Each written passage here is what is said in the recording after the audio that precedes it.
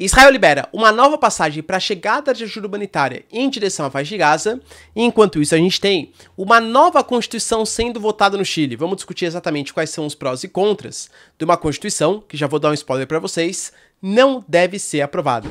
Para finalizar, pessoal, os americanos disparam uma operação chamada de Guardião da Prosperidade, que une uma série de países ocidentais contra as ações do Iêmen no Mar Vermelho. Uma guerra no Oriente Médio está cada vez mais próxima.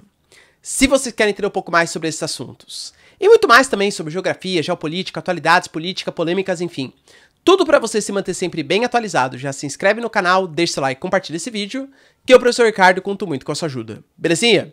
Pra quem não me segue no Instagram, @prof_ricardo_marcílio, pessoal, me segue lá, que eu tô sempre postando notícias, atualidades e tal, acho que vocês vão curtir bastante. Tamo junto? Então bora lá pro vídeo, pessoal, que hoje o vídeo é rápido, mas é bastante informativo. A gente teve aí a notícia, pessoal, que em Israel houve uma liberação de uma passagem, chamada de passagem, pessoal, de Kerem Shalom, que vai liberar a passagem de ajuda humanitária em direção à faixa de Gaza. A gente tá falando de mais de 70 caminhões, estima-se, pessoal, entre 70 e 80, tá? Caminhões em direção à faixa de Gaza, com a chegada de ajuda humanitária. Isso está muito ligado à pressão internacional que existe em relação a Israel, graças aos abusos cometidos contra os palestinos, a morte civis, tudo tal, além do que a gente sabe que Israel já começou o seu plano para a inundação dos túneis subterrâneos que ali existem. Lembrando que a inundação desses túneis com água do mar Mediterrâneo, que é água salgada, isso pode salinizar o solo, salinizar a água subterrânea e trazer uma série de malefícios, tanto sociais quanto ambientais, para a região. Então, a liberação dessa passagem, eu diria que é muito mais uma tentativa de mostra para a comunidade internacional que, de fato, Israel está comprometido em ajudar os palestinos. Uma coisa que mexeu muito com a sociedade israelense foi a morte dos 3 reféns que estavam sob custódia, sob domínio ali do Hamas, que eles foram mortos pelo exército israelense.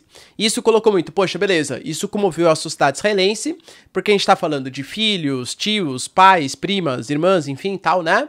Que estavam ali sob domínio do Hamas. Mas e se fossem palestinos, civis palestinos? Será que teriam o mesmo comprometimento, a mesma comoção internacional? Então isso colocou uma pressão em cima do Benjamin Netanyahu para que as suas ações sejam um pouco mais controladas, um pouco menos radicais, vamos colocar assim. E por isso, essa ofensiva em direção à faixa de Gaza, com a abertura de uma nova passagem, é bastante relevante para a região.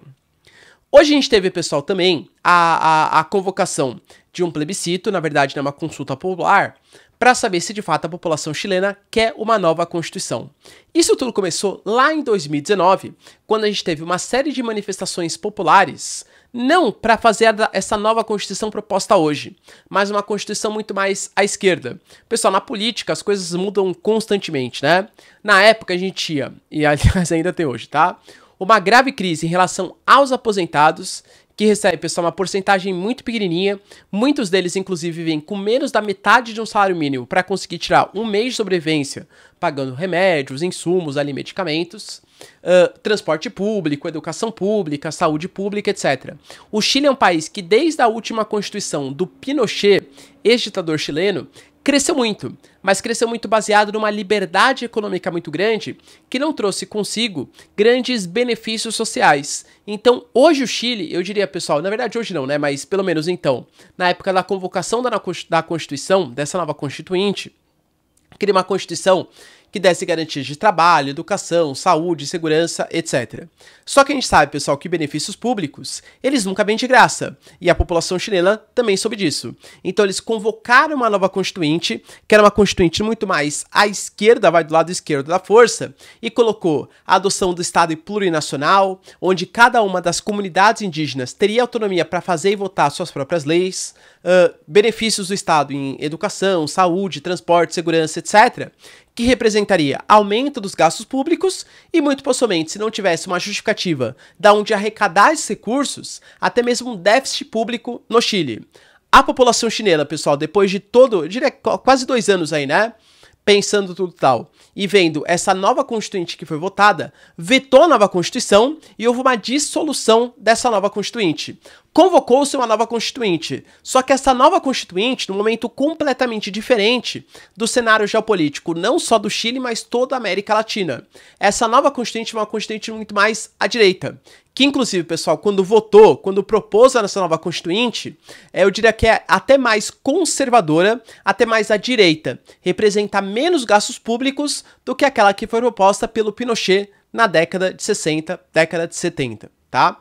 Essa nova Constituição, pessoal, segundo os relatos aí, né, tem ali uma proposta de 216 artigos, sendo que fala, pessoal, uma questão muito mais conservadora em relação ao aborto, enfim, né, vocês sabem o que eu tô falando. Fala também, pessoal, sobre a expulsão dos imigrantes no menor tempo possível e também fala sobre a questão de doenças terminais, que presos que estão ali, enfim, né, encarcerados tal, seriam soltos se estivessem nessa situação. O que, claro, beneficiaria muito os ex-militares que estão presos nessa situação.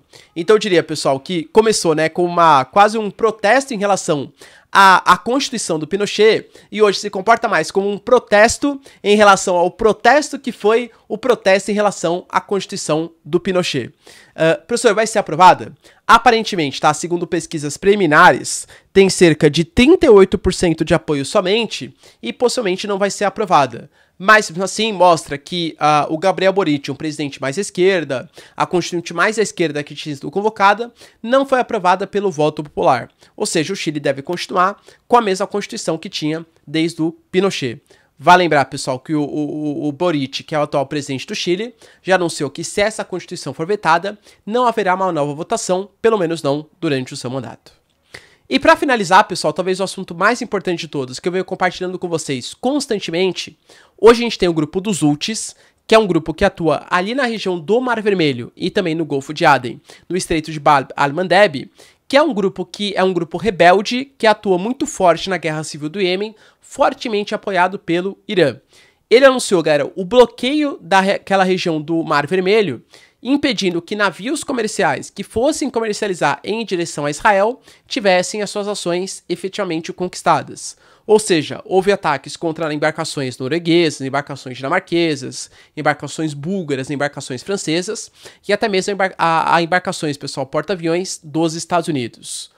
Com isso acontecendo, a pressão em cima dos Estados Unidos aumentou bastante. Só que os americanos não poderiam responder à altura, porque se eles respondessem muito gravemente contra os islâmicos, a gente sabe que existem muitos islâmicos que vão votar na próxima eleição dos Estados Unidos, e votam majoritariamente no Biden. O Biden não quer perder o apoio deles. Então apoiar veementemente Israel seria quase um tiro no pé em relação ao Biden. Além disso, a gente sabe que existem países como o Egito, a Arábia Saudita, a Jordânia, que tem uma relação dúbia ali. Apoiam os Estados Unidos, têm relações, financiamentos, mas também apoiam muito a causa palestina. Eu diria, pessoal, que desse país, talvez o Egito, seja um pouco mais pé da vida com essa situação. Porque na região do Mar Vermelho, que conecta com o Canal de Suez, a gente tem a passagem de muitas rotas marítimas. Isso representa, segundo estimativas, de 10 a 15% do PIB do Egito. Se a gente tem um bloqueio dos Houthis em relação ao Estreito de Bab el-Mandeb, a gente tem embarcações, pessoal, como a Maersk, como, por exemplo, embarcações alemãs, rejeitando fazer transportes para aqueles territórios, o que vai reduzir o recurso, os financiamentos em relação ao Egito. Então o Egito meio que ficou em cima do muro e exigiu algum tipo de resposta em relação ao Iêmen. Depois de muita pressão internacional, de Israel, da Alemanha, etc., a gente teve o anúncio, pessoal, dos Estados Unidos, do Guardião da Prosperidade.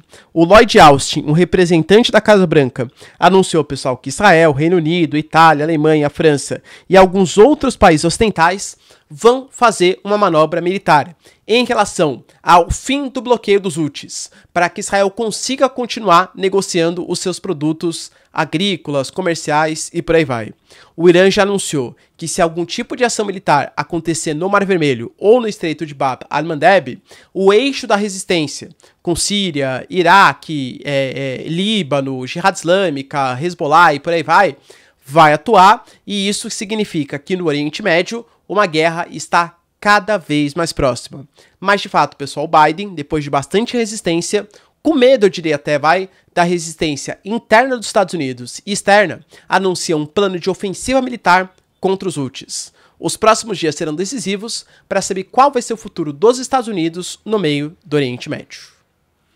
Belezinha, pessoal? Deu para entender os principais acontecimentos? Se vocês curtiram o vídeo, então, já deixa o like, se inscreve no canal. Tamo junto, beijos, abraços e tchau, tchau.